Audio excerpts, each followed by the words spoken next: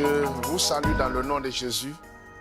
Nous bénissons le Seigneur qui permet encore que nous soyons là en ce matin pour recevoir de sa part des instructions qui nous seront très utiles pour notre vie, pour notre salut. Parce que c'est la parole de Dieu qui nourrit notre âme. Et quand nous la recevons très tôt le matin, alors toute la journée est assurée et garantie parce qu'avec elle, elle est la lumière nous conduit. Et c'est pour cela que nous allons prier. Nous te bénissons notre Père pour cette grâce que tu nous offres encore de recevoir ta parole qui est la lumière, cette parole qui nourrit notre âme. Bénis-la, bénis notre cœur, bénis notre entendement à recevoir cette parole. Au nom de Jésus-Christ, Amen. Le thème de notre méditation ce matin, c'est la prière et les différents types de prières. Il est fondamental qu'en tant que chrétiens, nous comprenions l'importance de la prière. La prière dans la vie d'un chrétien n'est pas facultative. Un chrétien qui ne prie pas, je peux m'exprimer comme ça, comme un homme, c'est comme un homme qui ne respire pas. Alors vous savez que quand quelqu'un ne respire pas, il ne vit pas. Donc tout chrétien qui ne prie pas, il ne vit pas. Il vit par le nom, mais l'essence même de sa vie chrétienne n'existe pas. Parce que c'est par la prière qu'il parle avec son Dieu. Il fait savoir ce qui est au fond de son cœur à son Dieu. Donc plus il prie, plus il échange avec Dieu. Et il ne peut pas échanger avec Dieu en dehors de sa présence. Ça veut dire que quelqu'un, un chrétien qui prie, une chrétienne qui prie, il est continuellement dans la présence de Dieu. Il échange avec son Père lui donne des instructions et il parle avec son Dieu. À un certain moment, c'est un dialogue même qu'on fait avec le Père. Ce ne sont même pas des récitations, mais on parle avec lui. Et Dieu lui-même a insisté là-dessus. Dans la première épître de Paul aux Thessaloniciens, au chapitre 5, au verset 17, il a dit une déclaration très forte. Il dit prier sans cesse. Ça veut dire un chrétien doit avoir une vie de prière continue, qui ne s'arrête pas. Cela ne veut pas dire qu'il commence matin et ne s'arrête pas, mais non, mais il doit développer en lui une vie de prière. Une vie de prière qui doit caractériser sa vie. Et dans la prière, quand nous lisons dans Philippiens 4, verset 6 et d'autres passages que nous lisons, il ressort certaines expressions qui catégorisent les prières. Pour ce qui est de ce matin, quand nous lisons, nous voyons les requêtes, nous voyons les supplications et nous voyons l'intercession. Voici les trois éléments. Mais vous allez comprendre que les requêtes et les supplications se retrouvent parce que une requête, c'est une demande, une sollicitation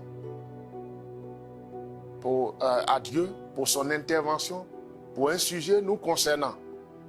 On va vers Dieu, on lui présente nos préoccupations et on demande au Père d'intervenir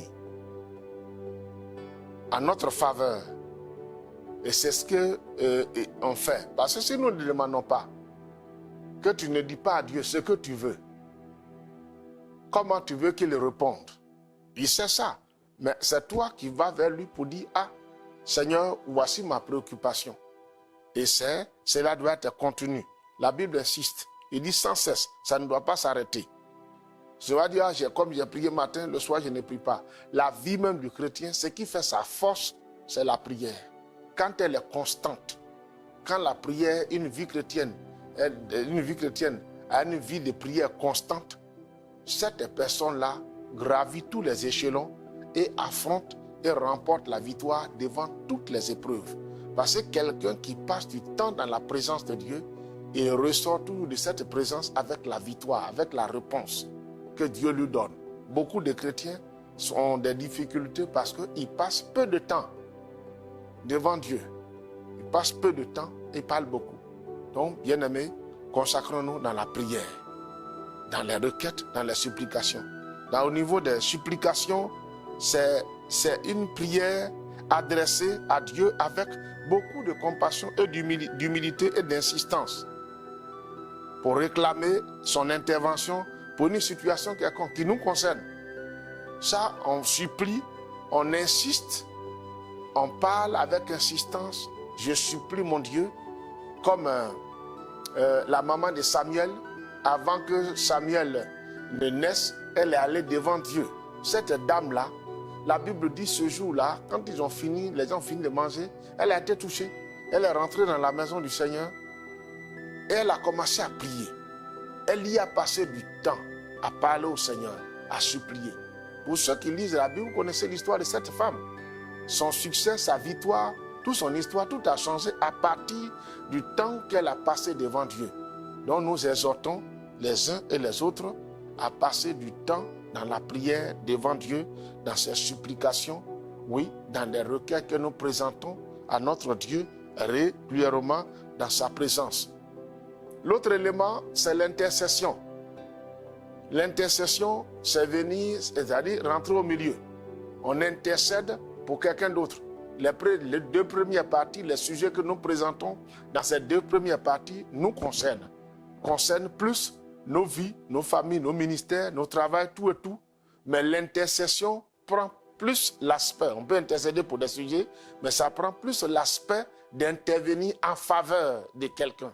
Abraham est l'exemple palpable qui a intervenu, qui a intercédé pour son neveu Lot. Il a intercédé, il a prié pour lui et il a même demandé des choses au Seigneur dans cette prière. En intercédant, il a fait des requêtes au Seigneur et au fur et à mesure, Dieu l'a écouté, Dieu l'a écouté, Dieu l'a écouté. Finalement, ce que Dieu a demandé, on n'a pas trouvé, mais Lot et sa famille ont été sortis de cette ville à cause de l'intercession de son oncle, de son frère. C'est pourquoi j'insiste dessus. Quand nous sommes face à des situations, on met genoux à terre, nous parlons à Dieu. Nous intercédons et Dieu répond. Il n'y a pas de situation pour laquelle nous parlons à notre Dieu sans qu'en retour, il ne nous réponde. Il répond à nos prières. Nous devons comprendre ça. Et c'est pourquoi nous exhortons tout un chacun à comprendre que devant toute situation, il doit se tourner vers le Seigneur. Car la prière est sa respiration. Et c'est ça l'essence même de sa vie chrétienne qui fait sa stabilité. Nous devons prier. Et la Bible dit sans cesse, sans s'arrêter. Paul même a demandé d'y intercéder en toute occasion. Faites des prières, des supplications à l'Éternel Dieu. Devant une situation, on prie, on parle au Seigneur. Et quand nous parlons, il nous entend. Lui-même, il apprécie ça. Quand ses enfants vont vers lui pour dire Seigneur, je viens, alors il est content, il apprécie et il écoute nos prières. Il entend ce que nous disons. Nous devons comprendre que devant toute situation, nous devons prier. Nous devons aller devant Dieu. Nous devons chercher sa volonté, chercher ce qu'il veut, sa face. Tout enfant de Dieu qui va devant Dieu s'en sort. Je me rappelle d'un homme de Dieu. Il dit quand il est face à une situation, c'est là qu'il prie plus. Il part des heures. Quand il sort de la prière, la situation qui est en face est déjà résolue. Parce qu'il a parlé avec Dieu. Jésus est l'exemple parfait de la prière. Il est Dieu. Mais quand vous lisez les évangiles, Jésus a passé tout le temps en train de prier. Même pour choisir 12 disciples, il a passé toute une nuit à prier. Pour dire 12 disciples, pour les nommer apôtres. Mais c'est par rapport à ce qui est devant qu'il a fait ça. Si Jésus lui-même, pour choisir 12 personnes, leur donner le nom apôtres, il a prié pour eux, ce n'est pas nous les humains qui n'allons pas prier. Donc, bien-aimés, frères et sœurs, fléchissons genoux, prions à l'image de notre Seigneur Jésus-Christ. Et je suis convaincu que de même quand il prie, le Père l'entend, le Père les exauce, nous prions, nous sommes ses enfants, le Père nous entend et nous exauce et nous exaucera tous les jours.